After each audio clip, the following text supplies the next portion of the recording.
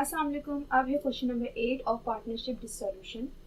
The partnership of Saad, Usman and Daniel is in the process of liquidation after selling assets, paying liabilities and distributing loss on liquidation partners. Capital accounts show balance as follows. Saad's capital credit 1,27,000, Usman's capital debit rupees 26,000, Daniel's capital credit 41,000. ये capital कब के show है, मतलब ये capital जो है वो इनकी मतलब बिगिनिंग कैपिटल है, ये इनका एंडिंग कैपिटल है, या भाई ये कौन सा कैपिटल है।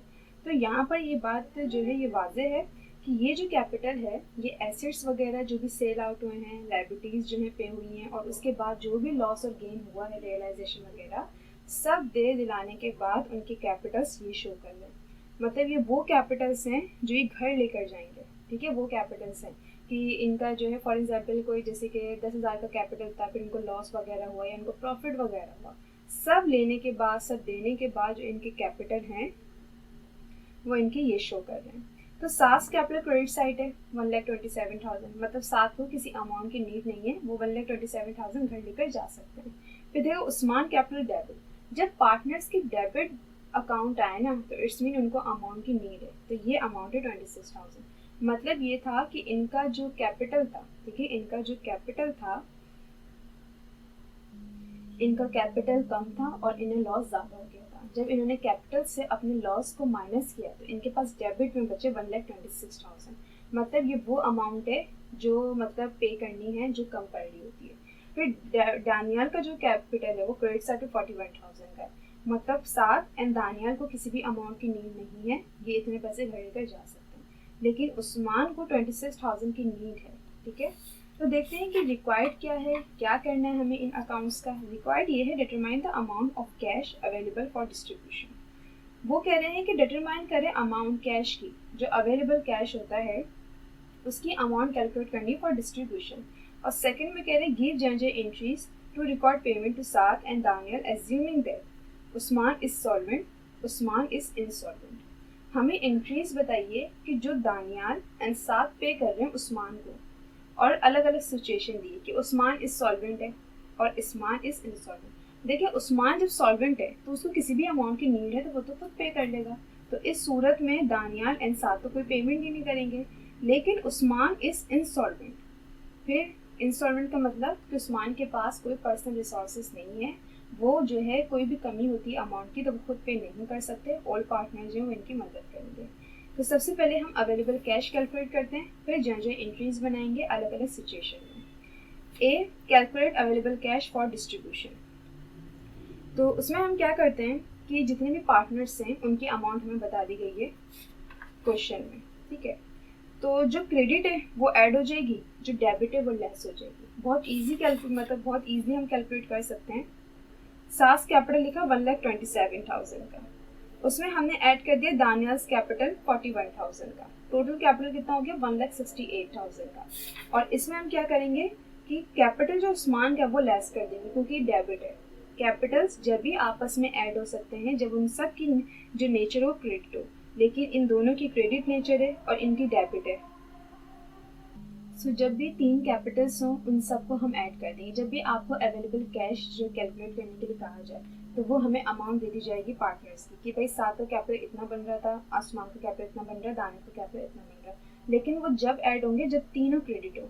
अब देखिए एक क्रेडिट है, एक डेबिट है, एक क्रेडिट है, तो सात एंड दानियाल का तो ऐड हो सकता है लेकिन उस्मान का ऐड नहीं हो सकता। तो उस्मान का जब ऐड नहीं होगा तो फिर हम क्या करेंगे, उस्मान का हम लेस कर देंगे। इसलिए हमने साद एंड दानियाल का ऐड कर दिया 1,27,000, 41,000, ये टोटल हो गया 1,68,000। हम यहाँ पे कोई वर्डिंग नहीं लिखेंगे, बस हम लेस कर देंगे उस्मान कैपिटल जो 26,000 का था।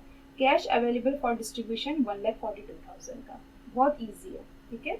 इसके बाद हम जो एंट्रीज बनाएंगे। यहाँ पे मैंने जो है वो नाम मेंशन नहीं करा। देखिए सबसे पहले हमें सिर्फ जो है ना एंट्रीज बनानी है, और किस सूरत में कि पहले उस्मान इज सॉल्वेंट है एंड सेकेंड में उस्मान इज इनसॉल्वेंट।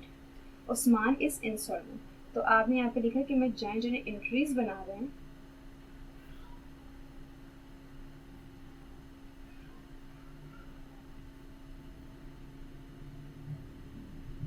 और यहाँ पे उस सिचुएशन का नाम भी मेंशन कर दिएगा।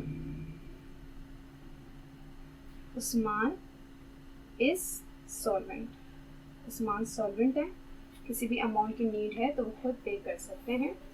सो हमने जो है वो जो एंट्रीज़ के लिए जो है वो पूरा जो कॉलम ड्रॉ किया, और अगर उस्मान सॉल्वेंट है तो वो किस तरीके से अपनी अमाउंट को पे करते हैं कि कैश डेबिट हो जाता है, और जो भी पार्टनर्स डिफिशिएंट मतलब जिस भी पार्टनर की डिफिशिएंसी का एंट्री बना रहे होते हैं उसका कैपिटल क्रेडिट साइड पर आ जाता है। उस्मान कैपिटल क्रेडिट साइड पर आ जाएगा, कैश डेबिट हो जाएगा किस अमाउंट से 26,000 से 26,000 हमने लिख दिया टू रिकॉर्ड डिफिशियंसी उस्मान। ठीक है, जो अमाउंट हमें यहाँ दी गई है ये, क्योंकि ये डेबिट में है इसका मतलब ये कि इस अमाउंट की नीड थी तो किस तरीके से पे करेंगे, तो ये अलग अलग सिचुएशन बताएंगे। सेकेंड में जो एंट्रीज बनाएंगे हम, ठीक है, तो यहाँ पर मैंने जो ना एक साथ एंट्री बनाएंगे, लेकिन आप लोग क्या करिएगा, आप लोग अलग अलग बनाइएगा। मैंने सबसे पहले जो एंट्रीज लिखी उस्मान इज सॉल्वेंट, ये सिचुएशन का नाम लिख दिया। फिर यहाँ भी आप जो एंट्रीज की हेडिंग डालिएगा, या आप एक साथ भी दोनों बना सकते हैं, लेकिन इस तरीके से बनाएंगे तो और ज़्यादा बेहतर होगा, क्योंकि अलग ही हमें पता चल रहा है कि ये अलग अलग सिचुएशन की जो है वो एंट्रीज हैं। और यहाँ पे ब्रैकेट में हमने लिख दिया कि उस्मान इज इंसॉल्वेंट।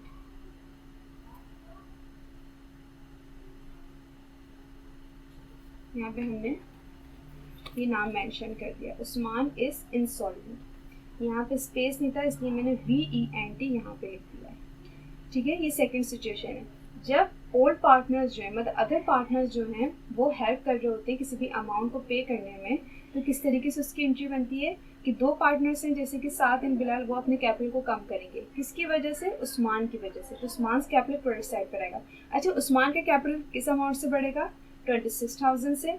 फिर साद एंड दानियाल जो है वो कितना जो है वो उसको देंगे, मतलब 26,000 की जो नीड है उस्मान को, तो साद एंड दानियाल किस तरीके से देंगे, मतलब किस तरीके से उसकी डिस्ट्रीब्यूशन करेंगे।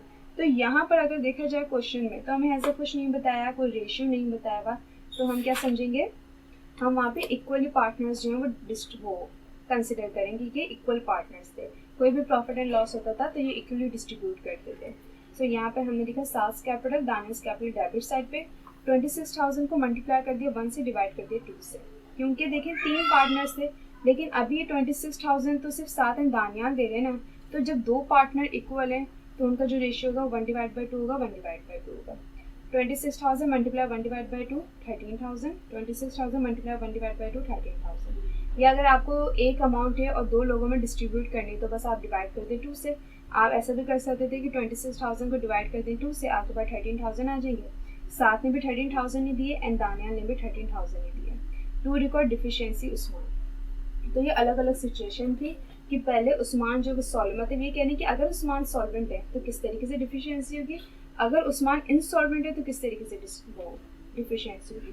तो अगर उस्मान सॉल्वेंट है तो इस तरीके से एंट्री पास होगी, अगर उस्मान इनसॉल्वेंट है तो डिफिशियंसी की जो एंट्री होगी वो इस तरीके से पास होगी। ठीक है, सो क्वेश्चन नंबर 8 जो वो थोड़ा डिफिकल्ट था क्योंकि बहुत अलग बात पूछी गई थी इसमें। ठीक है ना, क्योंकि अवेलेबल कैश हम कभी ऐसे इस तरीके से कैलकुलेट नहीं करते हैं, हम एंट्रीज बनाते हुए आते हैं, फिर हमें पता चलता है कि कितना कैश है, मतलब कितने पार्टनर्स जो वो घर लेकर जा रहे हैं उनको कितना देना है। ठीक है, सो यहाँ पर हमें जो है वो कैपिटल्स खुद दिए हुए थे कि ये इतना लेके जा रही है, इतना लेके जा रही है। जब कभी भी पार्टनर्स का अकाउंट डेबिट साइड पर होगा तो उस अमाउंट की उसको नीड होगी जो कि डिफिशियंसी के तौर पर जो है वो पूरी करेगा। सो क्वेश्चन नंबर 8 जो है वो कंप्लीट हो गया है।